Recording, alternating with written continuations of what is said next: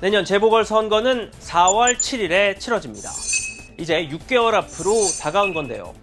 역시 가장 큰 관심은 인구 1000만의 수도 서울시장 보궐선거입니다.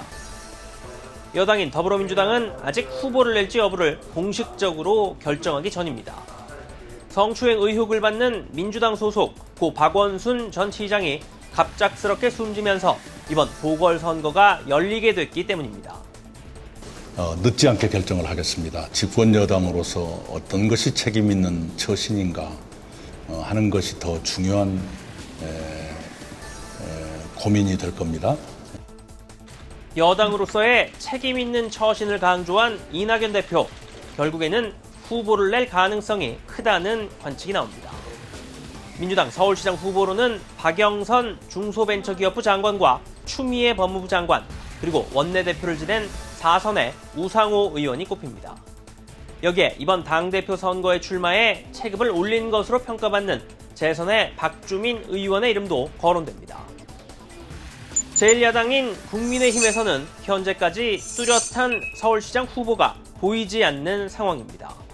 후보군으로 이름이 오르내렸던 김세연 전 의원과 홍정욱 전 의원이 잇따라 불출마를 선언하면서 인물난이 더 심해진 양상입니다. 서울시장 출마 경험이 있는 나경원 전 의원과 나란히 4선인 박진 권영세 의원, 그리고 본회의 5분 발언으로 화제가 된 초선 윤희숙 의원과 조은희 서초구청장 등이 후보로 거론됩니다. 능력이 있는 초선이 있을 것 같으면 가서 흡수 있는 것이지, 초선이라고 해서 반드시 정치 역량이 제한됐다고 이렇게 단정을 쓰는 거지.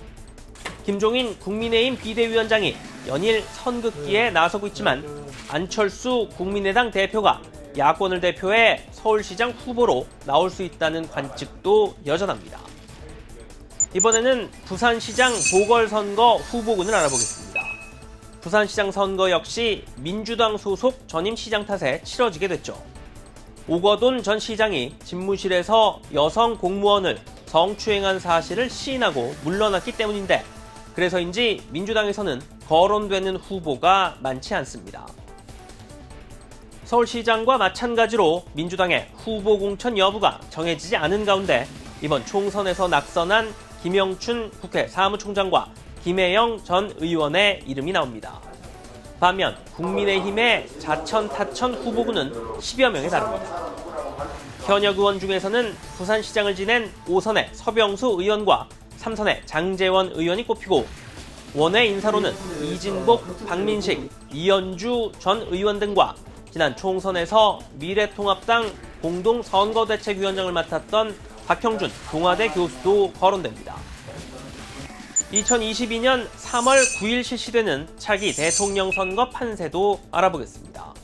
최근 나온 여론조사 결과를 보면 이낙연 민주당 대표와 이재명 경기도지사의 양강 구도가 점차 뚜렷해지는 모습입니다.